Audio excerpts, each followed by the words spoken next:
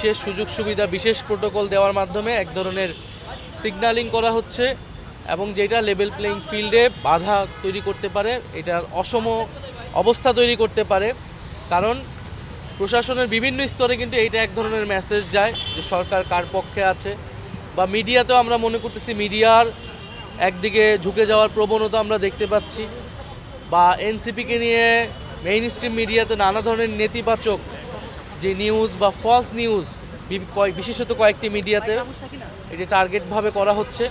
তো এটা আসলে আমাদের যে লেভেল প্লেইং ফিল্ড প্রশাসনিকভাবে মিডিয়ার জায়গা থেকে সেই সুযোগ সুবিধাটা কিন্তু সমভাবে যাতে হয় সেটা আমাদের চাওয়া থাকবে, এবং সরকার এবং নির্বাচন কমিশনের কাছে কিন্তু বারবার আমরা এটা বলেছি।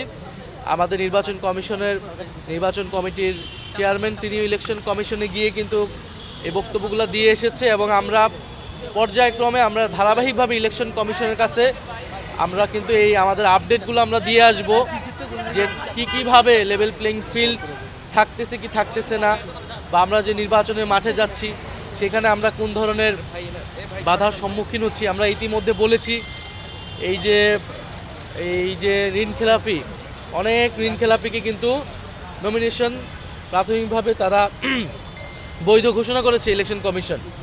আমাদের জায়গা থেকে বা বিভিন্ন জায়গা থেকে কিন্তু অভিযোগ আসতেছে ঋণখেলাপি দু একজনের বাদ হওয়ার কথা শুনছি, কিন্তু এই সংখ্যাটা কিন্তু আরও বেশি। ফলে ইলেকশন কমিশন যাতে এখানে একটা কঠোর অবস্থান নেয় বা এবং আইন অনুযায়ী ব্যবস্থা নেয়।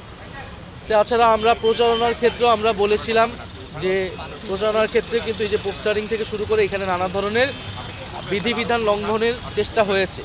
এই বিষয়ে যাতে ইলেকশন কমিশন আইন অনুযায়ীভাবে ব্যবস্থা নেয়, এই আপডেটগুলো আমরা ক্রমাগতভাবে ইলেকশন কমিশনে দিব, এবং আমরা দেখব যে ইলেকশন কমিশন আসলে কতটা ব্যবস্থা নিতে পারতেছে।